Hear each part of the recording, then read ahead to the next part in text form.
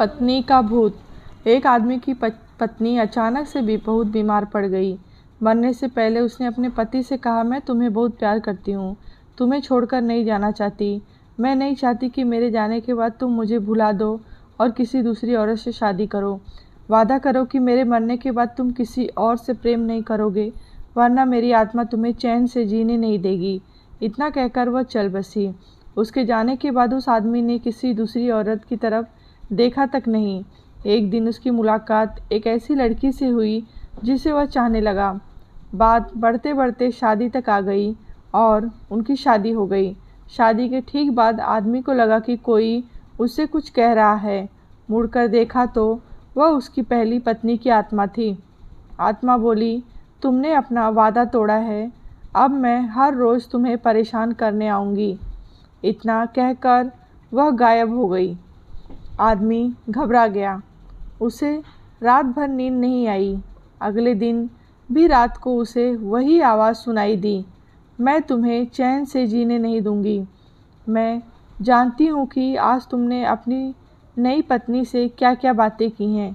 उसने आदमी को एक एक बातें बता दी जो उसने अपनी पत्नी से करी थी। अगले दिन वह शहर से बहुत दूर एक जैन मास्टर के पास गया और सारी बातें बता दी। मास्टर बोले, यह प्रेत बहुत चालाक है। आदमी घबराते हुए बोला, बिल्कुल है, तभी तो उसे मेरी हर एक बात पता है। मास्टर बोले, कोई बात नहीं, मेरे पास इसका भी इलाज है। इस बार जब तुम्हें तुम्हारी पत्नी की आत्मा दिखाई दे तो ठीक वैसा ही करना जैसे मैं तुम्हें कहूँ।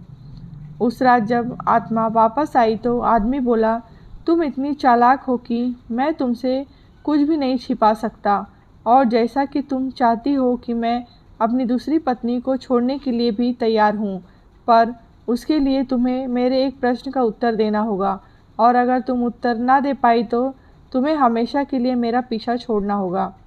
आत्मा बोली, मंजूर है, पूछो अपना प्रश्न। आदमी ने फौरन जमीन पर पड़े सारे छोटे छोटे कंकड़ अपनी मुट्ठी में भर लिए और बोला, बताओ मेरी मुट्ठी में कितने कंकड़ हैं। और ठीक उसी समय वह आत्मा वहाँ से गायब हो गई। कुछ हफ्तों बाद वह एक बार फिर से जैन मास्टर के पास उनका शुक्रिया अदा करने पहुँचा।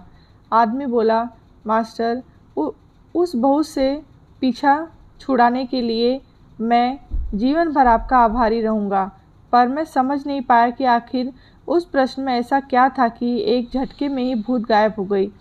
मास्टर बोले, बेटा, दरअसल कोई भूत था ही नहीं। आदमी आश्चर्य से बोला, मतलब?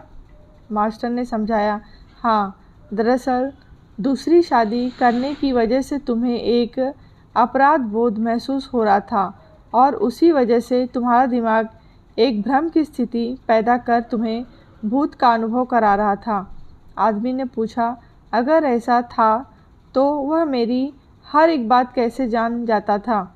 मास्टर मुस्कुराते हुए बोले, क्योंकि वह तुम्हारा बनाया हुआ एक भूत था, इसीलिए जो कुछ तुम जानते थे वही वह भी जानता था, और यही कारण था कि मैंने तुम्हें वह कंकड़ वाला प्रश्न पूछने को कहा, क्योंकि मैं जानता था कि इसका उत्तर तुम्हें भी नहीं पता होगा, और इसीलिए भूत भी इसका उत्तर नहीं दे पाया, और तुम्हें तुम्हारे दिमाग की ही उपज से छुटकारा मिल जाएगा।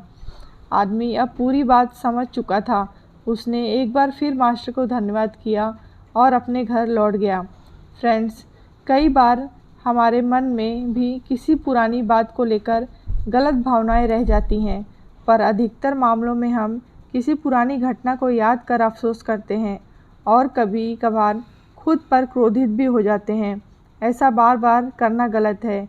अपने भूत की वजह से अपने भविष्य और वर्तमान को बिगाड़ने में कोई समझदारी नहीं। इसीलिए अगर आप भी किसी पुरानी घटना की वजह से अपराध बोध महसूस करते हैं तो ऐसा ना करें। गलतियां करना मनुष्य का स्वभाव है, सभी करते हैं। जीवन में आपने भी कई गलतियां की होंगी, लेकिन कोई बात नहीं, उस घटना को पीछे छोड़ें और अपने जीवन को सार्थक बनाने की दिशा में काम करें। यह कहानी आपको कैसी लगी है कमेंट बॉक्स में बताएं, लाइक करें और शेयर करें।